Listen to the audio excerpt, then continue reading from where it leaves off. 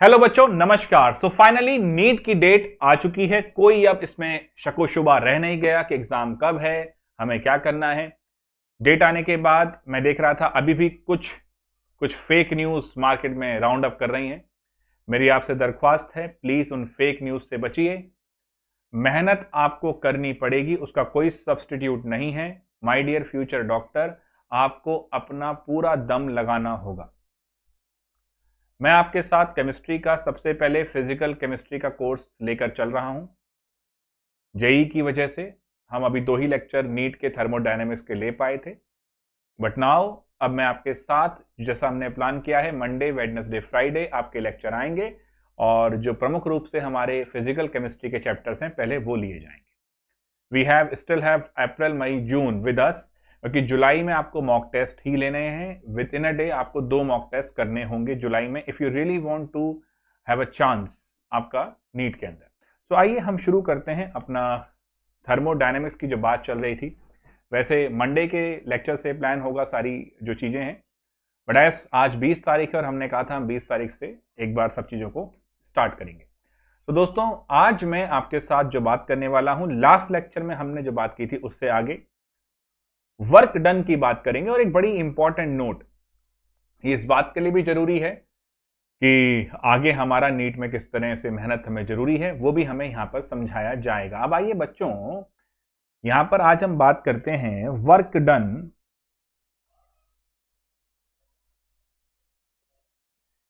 In isothermal. पूरी तरह focus होके बैठ जाओ, पेन पेपर लेके बैठ जाओ, अपनी क्लास वर्क कॉपी लेके बैठ जाओ। डूबना होगा तब कुछ सीख पाओगे, नहीं तो बस वक्त बर्बाद कर रहे हो, करते चले जाओगे। Work done in isothermal expansion. अब बात यहां पर हम आइडियल गैस के संदर्भ में ही करेंगे अभी फिलहाल, फिर हम रियल गैस के संदर्भ में जाएंगे। First of all will talk about कि आइडियल गैस में क्या होता है। आइए जरा देखते हैं बच्चों, मेरे पास ऐसे ये 2 सिस्टम है और ये लगा है पिस्टन।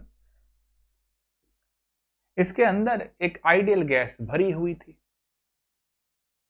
अब उस गैस का अपना एक प्रेशर भी था, जो अंदर वाला प्रेशर है, और एक ऊपर से हमने प्रेशर लगाया, प्रेशर एक्सटर्नल। अब आनंद की अनुभूति देखिएगा, यहां पर क्या है, ये पिस्टन अपनी जगह टिका क्यों हुआ है। ये पिस्टन अपनी जगह टिका क्यों हुआ है, क्योंकि एक्चुअली में ये जो प्रेशर इंटरनल है ये प्रेशर एक्सटर्नल के बराबर है, जिस वजह से यहां पर अपने एक इक्विलिब्रियम स्टेट पर है।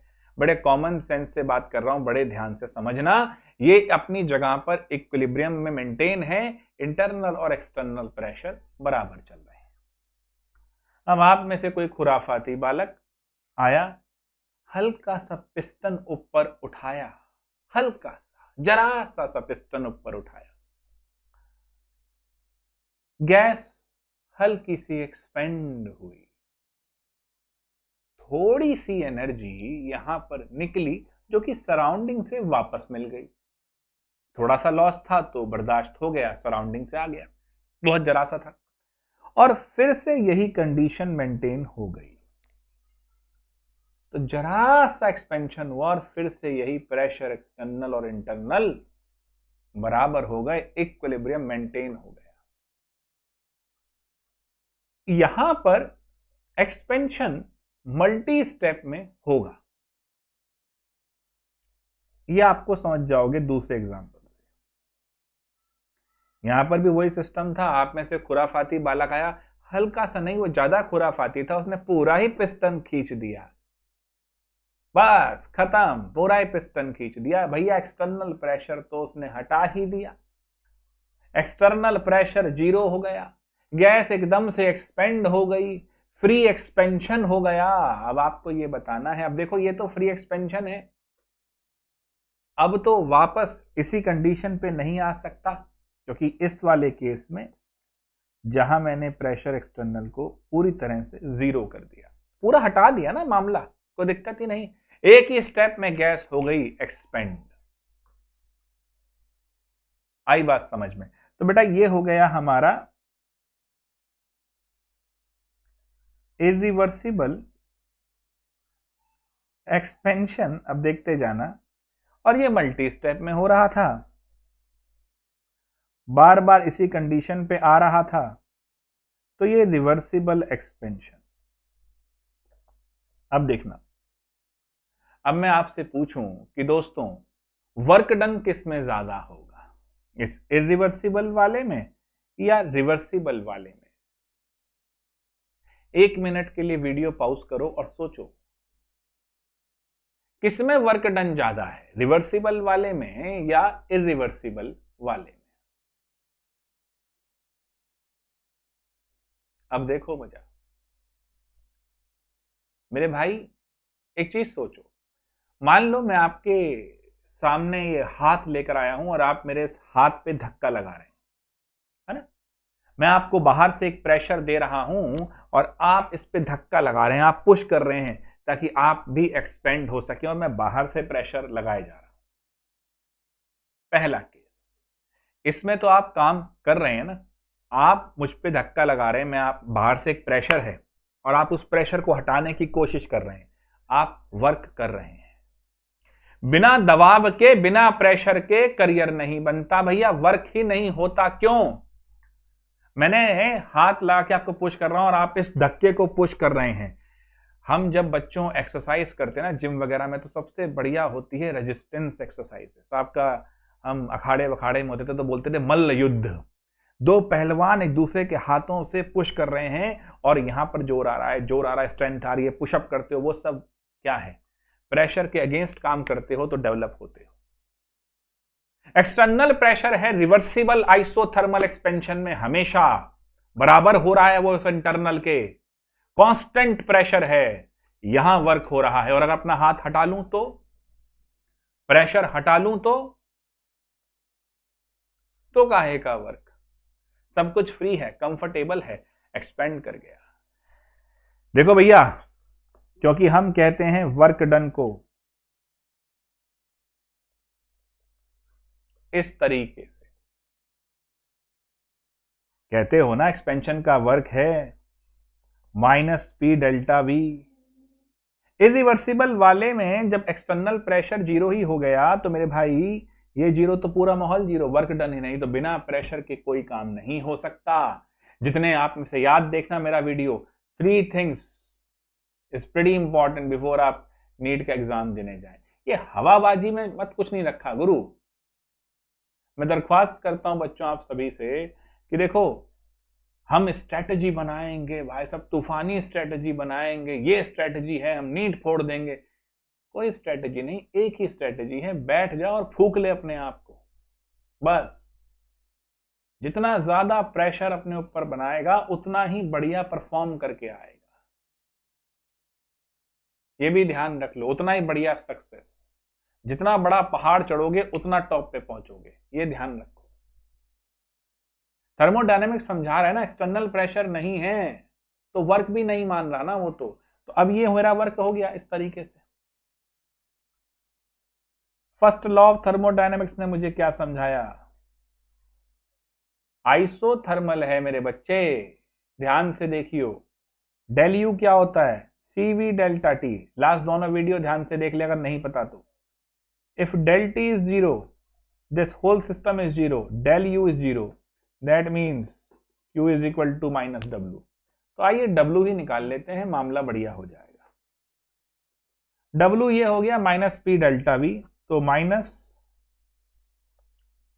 nRT by V del V. आनंद आ रहा है भैया? अब इस पूरे देखा जाए तो nRT को तो बाहर ले लो, 1 बाय वी डेल वी।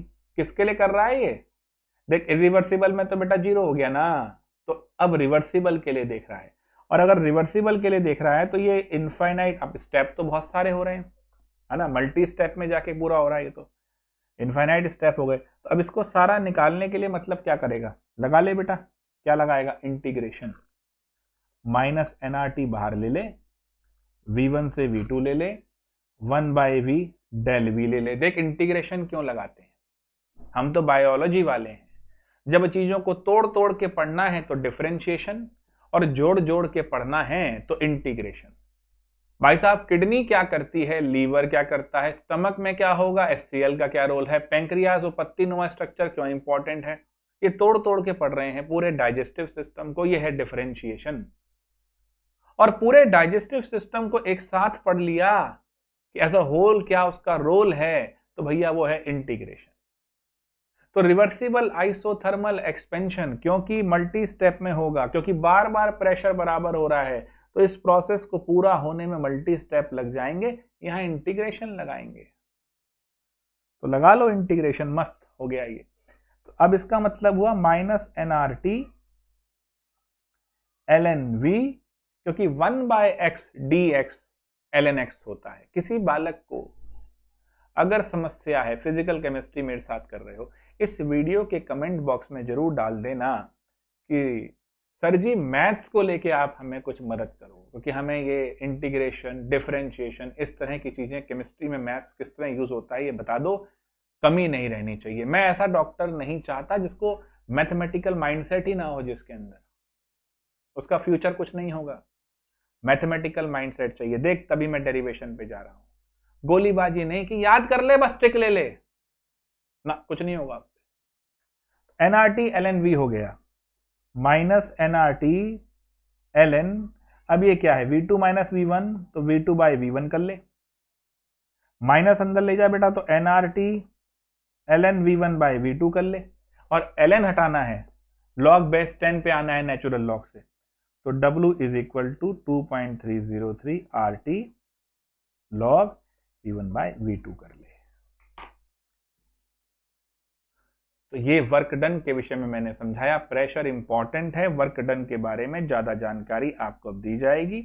हमारा जो शेड्यूल है वो बिल्कुल बड़ा सिंपल है। मंडे, वेडनेसडे, फ्राइडे कोशिश करूंगा 9 PM शार्प आपका वीडियो आ जाए, लेकिन अगर 9 PM नहीं आएगा तो परेशान मत होना, किसी दिन हो सकता है, भाई मेरी फिजिकल क्लासेस भी होती हैं, कुछ मेरे और भी कमिटमेंट्स हैं, तो उस केस में, क्योंकि देखो अब मैं चाह रहा हूं कि इस 1 अगस्त वाले नीट के एग्जाम में आप बढ़िया परफॉर्म करें, क्योंकि इस लॉकडाउन कोरोना की वजह से बच्चे काफ़ी परेशान रहे, कई बच्चों तो आ ही नहीं पाए क्लासेस लेने में भी, तो उन सब के लिए मैं एक बहुत अच्छा मीडियम है, इस पे मैं जितनी मेहनत करा पाऊँ कराऊंगा। तो 9 PM अगर बाई चांस नहीं आए तो घबराना मत, लेट नाइट तक वीडियो आ जाएगा, तो सुबह देख लेना, मैं रिकॉर्ड करके डाल जरूर दूंगा। लाइव में भी कई समस्याएं होती हैं, टाइम वेस्ट होता है बहुत ज़्यादा चैट की वजह से।